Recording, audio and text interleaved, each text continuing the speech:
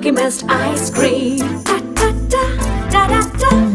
Milky Mist ice creams. இன்றைக்கு ஸ்டாலின் பேசுறார். இன்றைக்கு எடப்பாடி பழனிசாமி சந்தியாக மாறிவிட்டார் என்று பேசியிருக்கிறார்.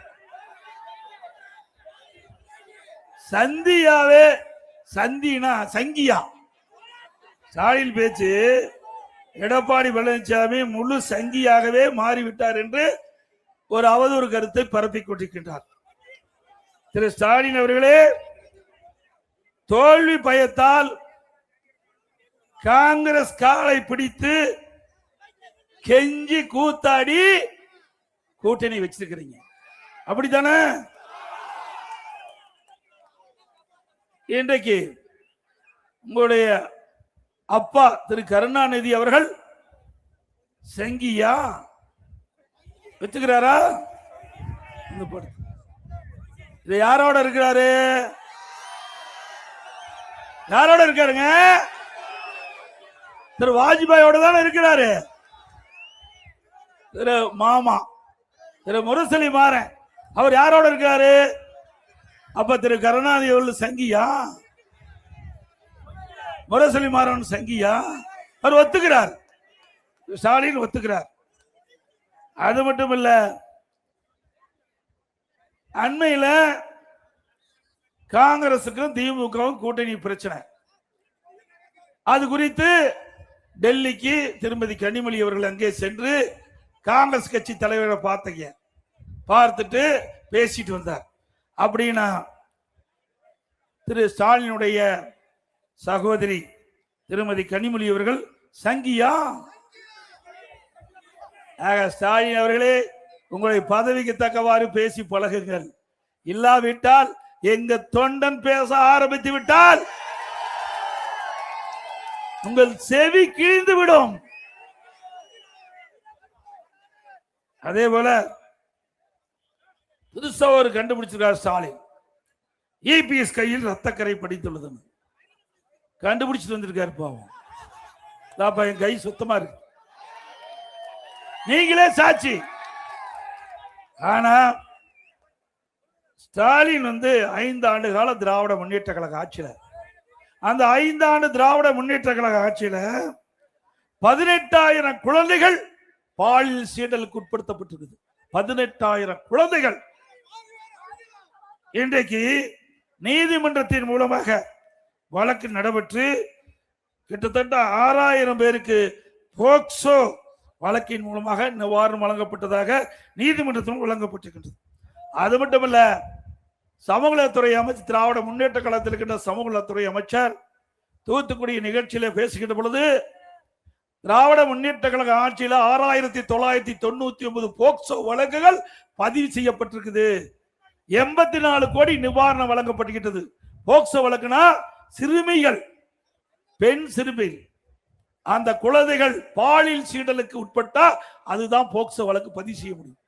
ஒரு ஆட்சியில ஒரு அமைச்சர் கொடுத்த வாக்கு மூலம் 6,999 சிறுமிகள் பாதிக்கப்பட்டிருக்குன்னா அப்ப என்ன? ஸ்டாலின் அப்பப்ப பேசுறார், என்னை அப்பா அப்பா என்று அழைக்கின்ற பொழுது மகிழ்ச்சியா இருக்குன்னு சொன்னார். திரு ஸ்டாலின் அவர்களே, சுமார் 18,000 குழந்தைகள் பாலியல் சீண்டலுக்கு உட்படுகின்ற பொழுது, அது கதறுகின்ற பொழுது, அப்பா அப்பா என்று கதறுகின்ற பொழுது உங்கள் செவிக்கு எட்டவில்லையா?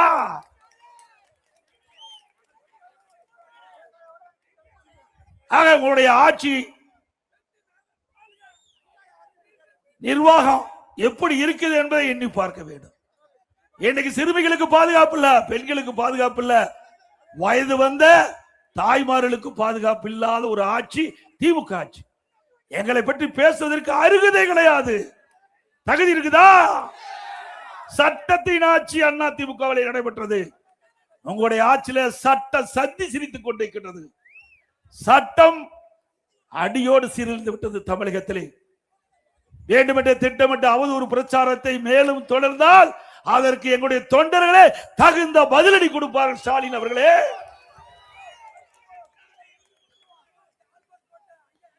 இன்றைக்கு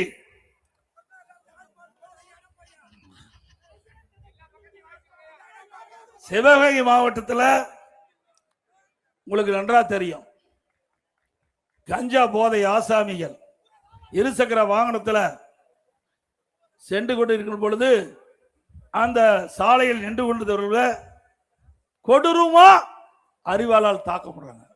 அப்படிப்பட்ட ஆட்சி நடத்துகிற ஸ்டாலின் எங்களை பற்றி பேசுறார். வெக்கமா இல்ல? அது மட்டும் இல்ல, கோவில் காவலாளி அஜித் குமார் அவர் மீது ஒரு திருட்டு குற்றச்சாட்டை சுமத்தி பொய் வழக்கு போட்டு விசாரணை என்ற பெயர்ல படுகொலை செய்யப்பட்டிருக்கிறீங்களே, இதுதான் ரத்தக்கரை படிந்த கை, திரு ஸ்டாலினுடைய கை. உண்மைதானே?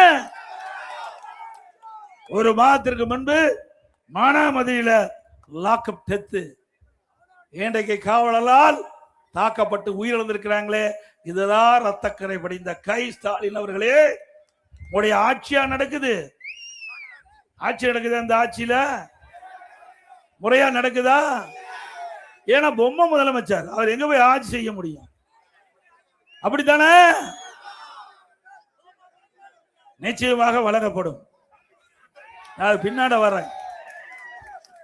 ஆக ஸ்டாலின் வேண்டுமென்றே திட்டமிட்டு அனைத்து இந்திய அண்ணா திராவிட முன்னேற்ற கழகத்தை பற்றியும் என்னை பற்றியும் அவதூறாக பேசிக் கொண்டிருக்கின்றார். அதற்கு தகுந்த பதிலடி உடனுக்குடன் கொடுக்கின்ற கட்சி அண்ணா திமுக கட்சி. ஸ்டாலின் அவர்களே,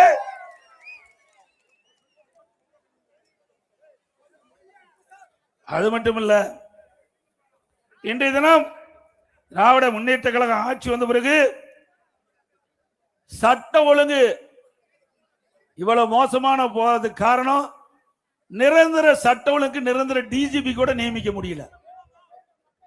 இன்றைக்கு தமிழ்நாட்டுடைய முதலமைச்சர் சட்ட ஒழுங்கை பாதுகாக்கக்கூடிய ஒரு டிஜிபியை நியமிக்க முடியாத ஒரு அரசு தேவையா? கிட்டத்தட்ட நீதிமன்றம் வரை போய் நீதிமன்றம் சொல்லியும் கூட இதுவரை நிரந்தர டிஜிபி நியமிக்கல. அப்புறம் எங்க போய் சட்ட ஒழுங்கு சிறப்பா இருக்கும்? சட்ட ஒழுங்கு சந்தி சிரித்துக் கொண்டிருக்கிறது தமிழகத்திலே.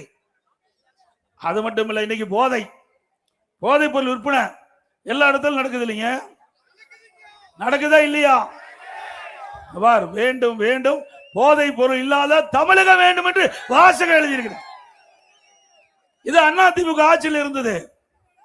இன்னைக்கு திராவிட முன்னேற்ற கழக ஆட்சியில போதைப் பொருள் நிறைந்த மாநிலமாக தமிழ்நாடு மாறிவிட்டது. திராவிட முன்னேற்ற கழகம் ஆட்சி பொறுப்பேற்று ஒரே ஆண்டில் தமிழகம் முழுவதும் கிராமத்திலிருந்து நகர வரை சந்து பொந்து மூலம் முடக்க எல்லாம் இன்றைக்கு கஞ்சா விற்பனை அமோகமாக நடைபெற்றுக் கொண்டிருந்தது. நான் பிரதான எதிர்க்கட்சி தலைவர் என்ற முறையில் சட்டமன்றத்தில் முதலமைச்சருடைய கவனத்தை கொண்டு வந்தேன். அந்த அப்பொழுது என்னுடைய கருத்தை பதிவு செய்தேன். திரு ஸ்டாலின் அவர்களே, தமிழகத்தில் இன்றைக்கு எல்லா பகுதியிலும் கிராமத்திலிருந்து நகர வரை இந்த கஞ்சா அமோகமாக விற்பனை நடக்கிறது. இதை தடுத்து நிறுத்துங்கள் என்று பல முறை சட்டமன்றத்தில் பேசினோம். எங்களுடைய சட்டமன்ற உறுப்பினர்கள் பேசினார்கள். பொதுக்கூட்டத்தில் அண்ணா திமுக பொதுக்கூட்டத்தில் பேசணும், ஊடகத்தின் வாயிலாக வெளிப்படுத்தணும், பத்திரிகையின் வாயிலாக வெளிப்படுத்தணும். ஆனா ஸ்டாலின் அவர்கள் செவிசாய்க்கல, அதற்கு எந்த நடவடிக்கை எடுக்கல. இன்றைக்கு போதை பொருள் நிறைந்த மாநிலமா தமிழ்நாடு காட்சி அளித்துக் கொண்டிருக்கிறது. இதற்கு முழுக்க காரணம் இன்றைக்கு தலைமை தாங்கி நடத்தி கொண்டிருக்கிற முதலமைச்சர் ஸ்டாலின் தான் பொறுப்பேற்க வேண்டும். உண்மைதானே? நாங்கள் சொல்லுகின்ற பொழுது இந்த போதைப் பொருள் நடமாட்டத்தை தடுத்து நிறுத்தி இருந்தால் இன்றைக்கு இதை தவிர்த்திருக்கலாம். இந்த போதை ஆசாமிகளால் தான் அங்கங்க கொலை, கொல்ல, திருட்டு, வழிப்பறிவு, பாலியல் கொடுமை நடக்கின்ற சம்பவம் இந்த போதை ஆசாமிகளால். ஆக அண்ணா திமுக ஆட்சிக்கு வந்தா 3 மாதத்தில் நிச்சயமா உங்கள் துணையோடு அண்ணா திமுக ஆட்சி அமைவது உறுதி. ஆட்சி அமைத்து 3 மாதத்தில் தமிழகத்தில் போதைப் பொருள் அறவாக ஒழிக்கப்படும். போதைப் பொருள் இல்லாத மாநிலமாக தமிழகம் உருவாகும். அண்ணா திமுக ஆட்சி இருக்கின்ற வரை தமிழகத்திலே போதை நடமாட்டத்தை முழுமையாக கட்டுப்படுத்தி வைத்திருந்தோம். திராவிட முன்னேற்ற கழகம் ஆட்சிக்கு வந்தவுடன் திராவிட முன்னேற்ற கழக நிர்வாகிகள் துணையோடு இந்த போதைப் பொருள் விற்பனை நடைபெற்றுகின்ற காரணத்தினால்தான் காவல்துறையால் இந்த போதைப் பொருள் நடமாட்டத்தை தடுக்க முடியாத சூழ்நிலை ஏற்பட்டதாக எங்களுக்கு கிடைத்த தகவல். ஆக இன்றைக்கு காவலர்களே இந்த போதை ஆசாமியால் பாதிக்கப்படுகிறார்கள். அப்படிப்பட்ட ஆட்சி தேவையா? அதோடு இன்றைக்கு நம்முடைய படித்த இளைஞர்கள் வேலைவாய்ப்பு பெருக வேண்டும்.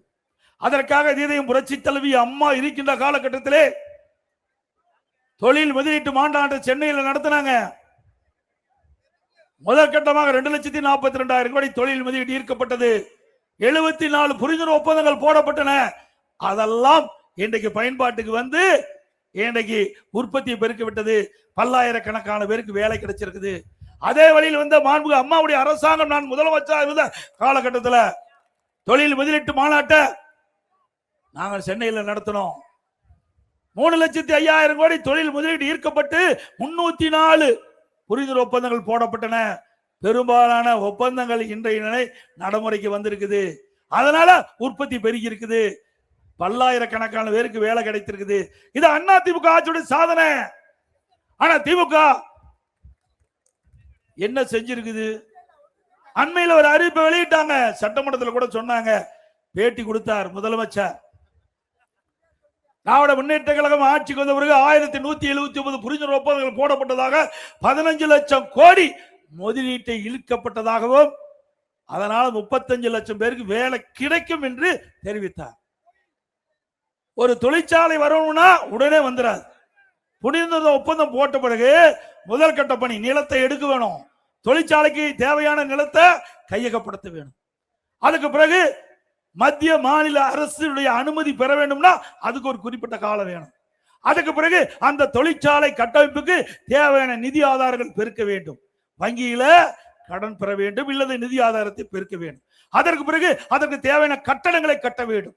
பிறகுதான் பயன்பாட்டுக்கு வரும். அப்படி பார்க்கின்ற பொழுது பெரிய தொழில்கள் துவங்க வேண்டும் என்றால் 3 ஆண்டு முதல் 4 ஆண்டுகள் பிடிக்கும். கடந்த ஆண்டு தான் அறிவிச்சார், உடனே பயன்பாட்டுக்கு வந்துட்டுதான். திராவிட முன்னேற்ற கழக அரசுல போட்ட புரிந்துணர்வு ஒப்பந்தங்கள் அந்த தொழில்கள்லாம் பயன்பாட்டுக்கு வந்துட்டு 35 லட்சம் பேருக்கு வேலை கிடைச்சுன்னு சொல்றாங்க. சிவகங்கையில் எத்தனை பேருக்கு வேலை கிடைச்சிருக்குது? கிடைச்சிருக்குதா? இந்த மாவட்டத்தில் ஏதாவது கிடைச்சிருக்குதா? 35 லட்சம் பேருக்கு வேலை கிடைச்சுன்னு சொன்னா தமிழ்நாட்டில் 38 மாவட்டம் இருக்குது. ஒரு மாவட்டத்துக்கு கிட்டத்தட்ட 90,000 பேருக்கு வேலை கிடைக்கணும். வேலை கிடைச்சுதா? அத்தனையும் பச்சை பொய். பூரா பேசுவது பூரா பொய். பொய் மூட்டையை அவிழ்த்து விட்டுக்கிட்டே இருக்கிறார். அதுக்கு தக்கவாறு இந்த ஊடகம் பத்திரிகையும் ஜாலரா போட்டுக்கிட்டே இருக்குது. இந்த ஊடகம் பத்திரிகை மட்டும் உண்மை செய்தி வெளியிட்டா திமுக டெபாசிட் கூட வாங்காது. உண்மைதானே? தினந்தோறும் ஸ்டாலின் போட்டோ ஷூட் போட்டுக்குவார். அப்படி போட்டோ ஷூட் போட்டு ஒரு திட்டத்தை அறிவிப்பார். அப்படியே வந்து போஸ்ட் கொடுப்பார். நம்ம பத்திரிகையாளரும் அப்படியே அழகா படம் பிடிச்சு அங்க தொலைக்காட்சியில காட்டுவாங்க. பத்திரிகையில் வரும். இதுதாங்க தினந்தோறும் நடக்குது. இந்த ஆட்சியில என்ன சாதனை படிச்சாங்க? இந்த போட்டோ ஷூட் போட்டதுதான் சாதனை. வேற எந்த சாதனையும் கிடையாது. அது மட்டுமல்ல, ஒரு திட்டத்தை அறிவிப்பார், அதுக்கு ஒரு பேர் வைப்பார். பேர் வைக்கிறதுல நோபல் பரிசு கொடுக்கணும்னு நினைச்சா ஸ்டாலின் கொடுத்தா பொருத்தமா இருக்கு. 52 குழு போட்டிருக்கார். 52 குழு. 52 குழுக்கும் தலைவர் போட்டாச்சு. ஆனா எந்த குழுவும் செயல்பட்டதா தெரியல. நான் சட்டமன்றத்தில் முதலமைச்சர் பார்த்து கேட்டேன், திரு ஸ்டாலின் அவர்களே, புதிய புதிய திட்டம் அறிவிக்கின்ற பொழுது மக்கள்லாம் எதிர்பார்த்தாங்க, ஆகா ஸ்டாலின் முதலமைச்சரா வந்துட்டாரு, நிறைய புதிய திட்டங்கள் அறிவிக்கிறாரு, அதெல்லாம் அதன் மூலம் நமக்கு நன்மை கிடைக்கும் என்று எதிர்பார்த்தாங்க. ஆனா அவர்களை பட்டணம் போட்ட எதுவுமே கிடைக்கல. வெள்ளை அறிக்கை வீடுன்னு சொன்னேன், இருந்தா தானே விட முடியும். அதோட இத வெள்ளை அறிக்கை கேட்டா வெள்ளை பேப்பரை கொடுத்து, அது அப்புறம் வெள்ளை அறிக்கை கேட்டா இது வரைக்கும் அந்த வெள்ளை அறிக்கை இதுக்கு பதிலே கிடையாது. இப்படி மக்களை ஏமாற்றி தினந்தோறும் விளம்பரம்.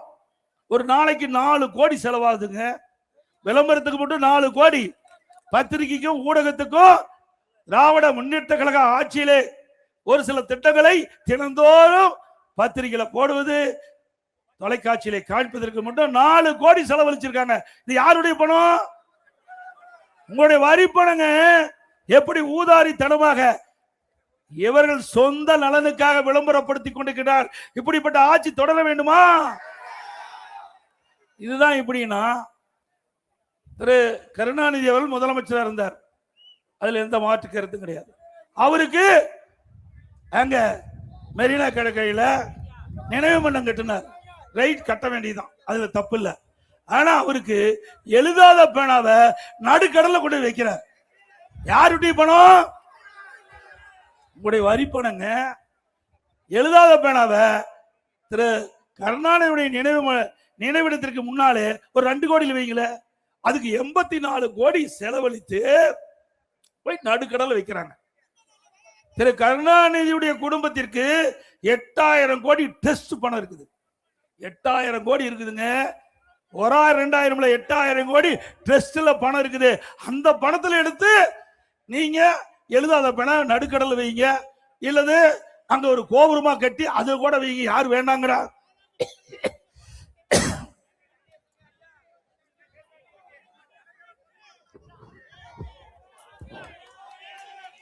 ஏங்க இது நியாயமா? யாருடைய பணத்தை எடுத்து யாருக்கு செலவு செய்யறது? ஒரு ஆக்கப்பூர்வமான திட்டத்துக்கு கொடுங்க, இல்ல அரசு பள்ளியை படிக்கிற மாணவர்களுக்கு எழுதுற பேனாவை கொடுங்க, மாணவர்கள் வரவேற்பாங்க. அதை விட்டுட்டு ஊதாரித்தனமா செலவு பண்ணுறது எப்படி ஏற்றுக்கொள்ள முடியும்? அப்பா இப்படின்னா, அப்பா ஸ்டாலின் இப்படின்னா, மகன் கார் பந்தயம் நடத்துறார். பல 100 கோடி ரூபாய் செலவழிச்சு சென்னை மாநகரத்தில் கார் பந்தயம் நடத்துறார். இது தேவைங்களா? நம்முடைய மக்கள் காலுக்கு செருப்பு இல்லாம இருக்கின்ற மக்கள் பல பேர் இருக்கிறாங்க. ஏங்க இதையெல்லாம் இவர்களுக்கு தெரியாது. ஏன்னா செல்வ செழிப்புல வாழ்ந்தவர்கள். நம்மை போல கிராமத்தில் பிறந்து வாழ்ந்து, ஒரு விவசாய குடும்பத்தில் பிறந்து வாழ்ந்து, வெயிலையும் மழையிலையும் நனைந்து, இரவென்றும் பகலென்றும் பாராமல் உழைத்தா ரத்தத்தை வீரைய மணியில சிந்தி உழைக்கின்ற விவசாயி தொழிலாளி அவர்கிட்ட போய் கேட்டு பாருங்க, இந்த பணத்துடைய அருமை என்று தெரியும். ஆக மக்களுடைய வரி பணத்தை எப்படி ஊதாரித்தனமா அப்பாவும் மகனும் செலவு பண்றான்னு பாருங்க. கார் பந்தயம் சென்னையில் நடத்துற, இது தேவையா நாட்டுக்கு? எவ்வளவு பிரச்சனை நாட்டில் இருக்குது. அந்த பிரச்சனை தீர்ப்பதற்கு இந்த பணத்தை எடுத்து செலவு பண்ணுங்க, நாங்க வரவேற்கிறோம். அதற்கு பிறகு பழனியில அங்க நம்முடைய பழனி முருகன் இருக்கார், அதுல 162 கோடி நினைக்கிறேன். இன்னைக்கு உத்தரம், பங்குனி உத்தரங்க, அங்க 161 கோடி ரூபாயை எடுத்து 11 திட்டத்துக்கு செலவழிப்பதாக முடிவு செஞ்சு சில திட்டத்துக்கு டெண்டர் விட்டாங்க. உயர் நீதிமன்றம் ஸ்டே கொடுத்துட்டு தடையாணை வழங்கி விட்டது. ஏங்க திட்டத்தை அறிவிங்க, நாங்க வேண்டாங்கள, வரவேற்கிறோம். அதே நேரத்தில் அரசு பணத்தை எடுத்து செலவு செய்யலாம்ல? எதுக்கு அறநிலைத்துறைக்கு சம்பந்தப்பட்ட கோயில் சொந்தமான பணத்தை எடுத்து நீங்க செலவு செய்யறீங்க? பக்தர்கள் காணிக்கை கொடுப்பது எதற்கு? அந்த கோயிலுடைய பராமரிப்பு செலவுக்காக பக்தர்கள் காணிக்கையா உண்டியில போடுறாங்க. அந்த பணத்தை எடுத்து 11 திட்டத்தை அறிவிச்சு அதுல கமிஷன் பெறாங்க. இப்படி வெக்கங்கட்ட ஆட்சி நாட்டுக்கு தேவையா? கோயில் பணத்தை கூட விட்டு வைக்க மாட்டாங்க. முருகன் பார்த்தா சரி, முருகன் ஆண்டவன் இங்கே இருக்கிறார் பார், நான் தெய்வ பக்தி உள்ளவன், அந்த தெய்வமே இந்த ஆட்சி கேட்டா சரி. அப்புறம் கோயில் நகைகள் பல ஆண்டுகளா பல ஆட்சி தமிழகத்தில் நடந்திருக்குது. காங்கிரஸ் ஆட்சி, திமுக ஆட்சி, அண்ணா திமுக ஆட்சி என்று பல ஆண்டுகள் தமிழகத்தில் ஆட்சி புரிஞ்சிருக்காங்க. அப்பெல்லாம் கோயில் நகை யாரும் தொடல. ஏன் திமுக ஆட்சியில் கூட கோயில் நகையில பெரும்பாலும் தொடல. ஆனா இப்ப இருக்கிற ஸ்டாலின் இருக்கிற அரசாங்கம் அறநிலையத்துக்கு சொந்தமான அந்த கோயில் நகையெல்லாம் உருக்கிட்டாங்க. எந்த அடிப்படையில் உருக்கினீங்க? அங்கங்க ஒரு குழு போட்டு அங்க இருக்கின்ற பகுதி மக்களை எல்லாம் வரவழைச்சு அந்த கோயில்ல என்னென்ன நகை இருக்குது சுட்டி காட்டி அதை வீடியோ கவரேஜ் பண்ணி அதை செயல்படுத்தி இருந்தா கூட பரவாயில்ல. யாருக்குமே தெரியாம அது எவ்வளவு நகை இருந்தது, எவ்வளவு உருக்குனாங்க, எவ்வளவு ஆட்டை போட்டாங்கன்னே தெரியல. ஸ்டாலின் அவர்களே, ஆண்டவன் தான் உங்களை கேட்பார். ஆண்டவன் சொத்தை அபகரித்தால், ஆண்டவன் சொத்தை அபகரித்தால் அந்த ஆண்டவன் உங்களுக்கு தக்க தண்டனை வழங்குவார். உண்மைதானே? அது மட்டுமல்ல, இன்னைக்கு திராவிட முன்னேற்ற கழக ஆட்சி வந்த பிறகு இன்னைக்கு மின்கட்டணம் உயர்ந்தாச்சு. இது நகராட்சி, மாநகராட்சி, பேரூராட்சியில் இன்றைக்கு மின் கட்டணம் 52% உயர்த்திட்டாங்க. ஆண்டுக்கு 5% உயர்த்தப்படும் என்று அறிவிக்கப்பட்டு இன்றைக்கு 3 வருடத்துல 15% உயர்த்தி 67% மின் கட்டணம் உயர்ந்தியாச்சு. அதுவும் கடைக்கு பீக் கவர்னு வச்சிருக்கிறாங்க. அதுல 6 இருந்து 9 வரைக்கும் ரெட்டிப்பு சார்ஜ் வசூல் பண்றாங்க. பிறகு நகராட்சி அவருடைய பங்குக்கு வரி போடுறாங்க. வீட்டுக்கு 100% வரி உயர்வு, வீட்டுக்கு 100% வரி உயர்வு, ஆண்டுக்கு 6% வரி உயர்வு அதிகம். கடைக்கு 150% வரி உயர்வு, ஆண்டுக்கு 6% வரி உயர்வு. குடிநீருக்கு வரி உயர்வு. குப்பைக்கு வரி போட்ட ஒரே அரசாங்கம் இந்தியாவில் தமிழ்நாடு அரசாங்கம். இப்படிப்பட்ட ஆட்சி வேண்டுமா? நெஞ்சு பாருங்க. ஏற்கனவே மக்கள் நொந்து போய் இருக்கிறாங்க. மேலும் வரி மேல வரி போட்டு மக்கள் மீது மிகப்பெரிய வரி சுமையை இந்த அரசாங்கம் சுமத்தி இருக்குது. அதோட இது விவசாயிகள் நிறைந்த பூமி.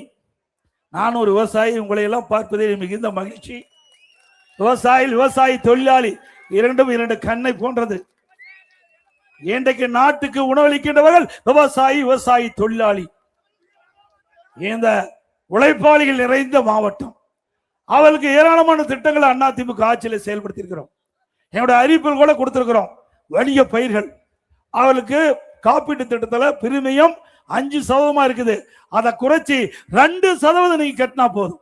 5 இருந்து 2% குறைச்சிட்டோம். 3% குறைச்சிட்டோம். இனி 2% காப்பீட்டு பிரிமியம் கட்டினா போதும்.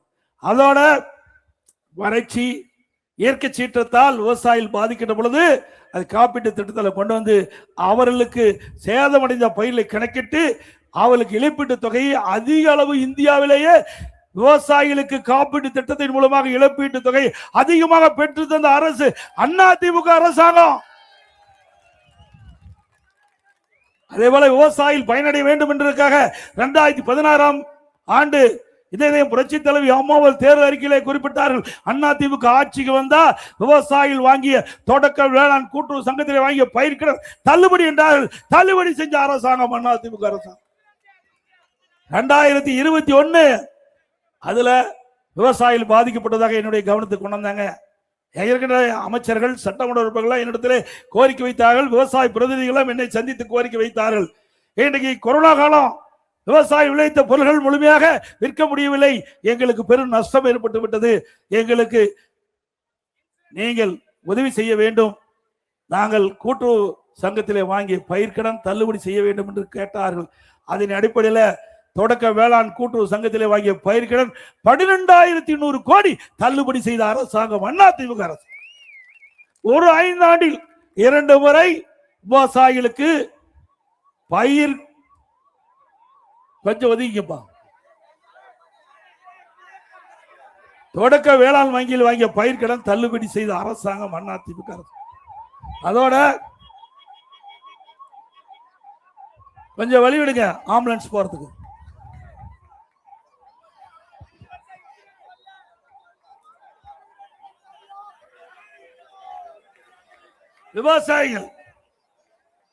விவசாயிகள் பம்பு செட்டுக்கு மும்முனை மின்சாரம் 24 மணி நேரம் கொடுத்தோம். விவசாயிகள் எந்த நேரத்துக்கு போனாலும் பம்பு செட்டை இயக்கி நீர் பாய்ச்சலாம். அதுவும் அதிமுக ஆட்சி செஞ்சோம். திமுக ஆட்சிக்கு வந்த பிறகு ஷிப்ட் முறையில் இந்த மின்சாரத்தை விவசாயிகளுக்கு வழங்கிக்கிட்டு வருவதா தகவல். மீண்டும் அதிமுக ஆட்சிக்கு வந்த உடனே விவசாயிகளுக்கு மும்முனை மின்சாரம் 24 மணி நேரம் கிடைக்கும். அதே போல விவசாயிகள் வாங்கிய பயிர்க்கடன் கூட்டுறவு சங்கத்தில் தள்ளுபடி செய்யப்படும். திமுக ஆட்சியில் ஒரு அறிவிப்பு வெளியிட்டாங்க. அந்த அறிவிப்புல 5 சவரனுக்கு குறைவாக கூட்டுறவு சங்கத்திலே அவர்கள் அதை வைத்து பணத்தை பெற்றுக் கொள்ளலாம். அவர்கள் அனைவருக்கும் தள்ளுபடி செய்யப்படும் என்று சொன்னாங்க. சொன்னாங்களா இல்லையா? நம்முடைய ஆட்கள் என்ன நினைச்சாங்கன்னா, ஒரு செயினை எடுத்து 3ஆ வெட்டி ஒரே குடும்பத்தில் 3 பேர் மேல கூட்டுறவு சங்கத்தில் வச்சு பணத்தை வாங்கி செலவழிச்சிட்டாங்க. அப்ப ஸ்டாலின் அவர்கள் ஆட்சிக்கு வந்து முதலமைச்சரான உடனே வழிவிடுப்பா, வழிவிட்டுருங்க, போயிட்டு போகுது. கொஞ்சம் வழிவிட்டுருங்க தம்பி, வழிவிட்டுருங்க, கொஞ்சம் வழிவிட்டுருங்க தம்பி, வழிவிட்டுருங்க. ஆம்புலன்ஸுக்கு வழிவிட்டு இருக்கப்பா. ஏய் வழிவிட்டு தம்பி நிறுத்தாத, போகட்டும், போங்க போங்க, கொஞ்சம் வழி எடுக்க போகட்டும்.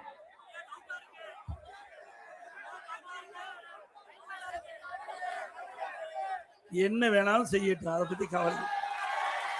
மக்கள் நம்பக்கம். அதோட ஸ்டாலின் ஒரு உத்தரவு போட்டார், பல விதிகளை விதிச்சார். ஒரு குடும்பத்தில் ஒருவருக்கு தான் கிடைக்கணும், மற்றவருக்கு கிடைக்காதுன்ட்டார். நம்ம மக்கள் பணத்தை வாங்கி செலவழிச்சிட்டாங்க. இன்னைக்கு எல்லா கூட்டுறவு சங்கத்திலையும் நோட்டீஸ் விட்டாங்க, உங்க குடும்பத்தில் ஒருவருக்கு தான் தள்ளுபடி, மீண்டெல்லாம் அந்த நகையை மீட்டு எடுத்து பணத்தை கட்டிட்டு போகணும். வேற வழி என்ன பண்றது, செலவழிச்சுட்டாங்க, அந்த நகையை திருப்ப முடியல. இன்றைக்கு அப்பொழுது இருந்ததை விட 2 மடங்கு அதிகமா விற்குது பவுன். அன்னைக்கு 35,000 ரூபாய்க்கு வித்தது, இன்னைக்கு 1,15,000 ரூபாய்க்கு பவுன் விற்குது. இப்படி ஏழை மக்களை ஏமாற்றி அரசாங்கம் தொடர வேண்டுமா? திமுக அறிவிப்பால 48 லட்சம் பேர் இந்த நகையை போய் கூட்டுறவு சங்கத்தில் வச்சு பணத்தை பெற்றாங்க. அதுல 15 லட்சம் பேருக்கு தான் தள்ளுபடி. 33 லட்சம் பேர் நகையை வைத்து ஏமாற்றப்பட்டார்கள். இன்னைக்கு உதயநிதி போனார், பரப்புரைக்கு போனார். நம்முடைய தாய்மார்களும் பெண்கள்லாம் நல்ல காதுல தோடு கழுத்துல நகை போட்டிருந்தாங்க, பார்த்தாங்க, பொருட்கள் அவருக்கு நகையா போடுற வச்சுக்கிறேன்னு சொல்லி ஒரு அறிவிப்பு வெளியிட்டார். ஓடுங்க, வேகமா போங்க, கூட்டுறவு சங்கத்துல உங்க நகையை வைங்க, பணத்தை பெருங்கினார், அழகா செலவு பண்ணினார். நம்முடைய தாய்மார்களும் பெண்களும் அவருடைய பேச்சை கேட்டுக்கிட்டு ஓடோடி போய் அங்கங்க இருக்கின்ற கூட்டுறவு சங்கத்துல தாங்க அணிந்திருந்த நகையும் தோடெல்லாம் கழட்டி அதுல பணத்தை வாங்கி செலவழிச்ச பிறகுதான் தெரியுது தன்னுடைய நகையெல்லாம் போய்விட்டது. இன்றைக்கு அந்த பவுன் 3 மடங்கு விலை அதிகரிச்சிட்டது. இப்படி ஏமாற்றப்பட்ட அரசாங்கம் தொடர வேண்டுமா? அதோட திராவிட அண்ணா திமுக ஆட்சியில கொண்டு வரப்பட்ட திட்டம், பல திட்டத்தை ரத்து பண்ணிருக்காங்க. அண்ணா திமுக ஆட்சி மலர்ந்தவுடனே அனைத்து திட்டங்களும் நிறைவேற்றப்படும், தொடரும். ஏற்கனவே திராவிட முன்னேற்ற கழக ஆட்சியில கொடுக்கப்பட்ட வாக்குறுதி பலவற்றை நிறைவேற்றலாங்களா? 525 அறிவிப்பு திராவிட முன்னேற்ற கழகத்தின் சார்பா 2021 அறிவிச்சாங்க. அதுல 4 1 பங்கு அறிவிப்பு கூட இது வரைக்கும் நிறைவேற்றல. உதாரணத்துக்கு கல்வி கடன் ரத்து பண்ணாங்களா? மாந்தோறும் கேஸ் சிலிண்டருக்கு மானியம் 100 ரூபாய் கொடுத்தாங்களா? Petrol diesel குறைச்சாங்களா? 100 நாள் வேலை திட்டத்தை 150 நாளா உயர்த்தினாங்களா? ஆனா அண்ணா திமுக ஆட்சி வந்தா 100 நாள் வேலை திட்டத்தை 150 நாளாக உயர்த்தப்படும். ஏற்கனவே மத்திய அரசுக்கு கோரிக்கை வச்சு இப்பொழுது மத்திய அரசாங்கம் 100 நாள் வேலை திட்டத்தை 125 நாளா உயர்த்தியாச்சு. அதை 150 நாளாக அண்ணா திமுக அரசு வந்து உயர்த்தப்படும். இப்படி கொடுக்கப்பட்ட வாக்குறுதியை நிறைவேற்றாத அரசாங்கம் திமுக அரசாங்கம் அது மீண்டும் தொடர வேண்டுமா? இப்ப மீண்டும் திரு ஸ்டாலின் புதிய அறிவிப்பை வெளியிட்டார். ஏற்கனவே இருக்கின்ற அறிவிப்பை இவர்களால் நிறைவேற்ற முடியல. புதிய அறிவிப்பை வெளியிட்டு நிறைவேற்றுவாங்களா? மக்கள் நம்புவாங்களா? இப்போ ஒரு புதுசா கண்டுபிடிச்சிருக்கார் ஸ்டாலின் அவர்கள். ஏதோ நாம காப்பி அடிச்சிட்டுமா அவருடைய அறிக்கை? திரு ஸ்டாலின் அவர்களே, 2021 அண்ணா திமுக கட்சி தான் முதல்ல தேர்தல் அறிவிப்பை வெளியிட்டோம். அதற்கு பிறகு அரை மணி நேரம் கழிச்சுதான் திமுக தேர்தல் அறிவிப்பை வெளியே வந்தது. அப்பொழுது எல்லா குடும்ப அட்டையில் இருக்கின்ற குடும்ப தலைவிக்கு மாதந்தோறும் 1500 ரூபாய் கொடுக்கணும் நாங்க அறிவிச்சோம். நீங்க 1000 ரூபாய் தான் கொடுக்கணும். 2021 சட்டமன்ற பொது தேர்தலில் அங்க நடக்கும் போதே அப்பொழுதே அண்ணா திமுக சார்பா தேர்தல் அறிவிப்பில் வந்ததா. இப்பொழுது நாங்க கூடுதலா 500 ரூபாய் சேர்த்து எல்லா குடும்ப அட்டையில் இருக்கின்ற குடும்ப தலைவி வங்கிக்கு 2000 வழங்கப்படும் அறிவிச்சிருக்கிறோம். நாங்க ஒன்னும் காப்பி அடிக்கல. நாம ஏற்கனவே ஒரு வாரத்துக்கு முன்பாகவே நம்முடைய தேர்தல் அறிக்கையை வெளியிட்டோம். இப்ப நம்ம அறிக்கையை பார்த்து காப்பி அடிச்சுதான் ஸ்டாலின் வந்து இந்த அறிவிப்பை வெளியிட்டிருக்கா திமுக சார்பாக. அண்ணா திமுக தேர்தல் அறிக்கை காப்பி அடிக்கல. அண்ணா திமுக தேர்தல் அறிக்கை காப்பி அடிச்சு வெளியிட்டுதான் திமுக என்பதை நேரத்தில் சுட்டிக்காட்டி வருகின்ற சட்டமன்ற பொது தேர்தலில் நம்முடைய வெற்றி வேட்பாளர் அறிவிச்சர் செந்தில்நாதன் அவர்களுக்கு இரட்டை சின்னத்திலே வாக்களித்து வெற்றி பெற செய்யும். பாரதிய ஜனதா கட்சியின் சார்பாக போட்டியிடுவர்களுக்கு தாமரை சின்னத்திலே வாக்களித்து வெற்றி பெற செய்யுங்கள். அதே போல அம்மா மக்கள் முன்னேற்ற கழகத்தின் சார்பாக போட்டியிடுகின்ற அருமை சகோதரர் திரு தேர்வோகி வி பாண்டி அவர்களுக்கு குக்கர் சின்னத்திலே வாக்களித்து வெற்றி பெற செய்யுங்கள். மக்களை காப்போம், தமிழகத்தை மீட்போம். மக்களை தமிழகத்தை மக்களை தமிழகத்தை மக்களை தமிழகத்தை ஸ்டாலின் மாடல் அரசு, பெயர் மாடல் அரசு. Bye bye Stalin. நன்றி, வணக்கம். Da da da, taste the Milky Mist ice cream. Da da da. Milky Mist ice creams. மின்னம்பலம்.com தமிழின் முதல் மொபைல் பத்திரிகை.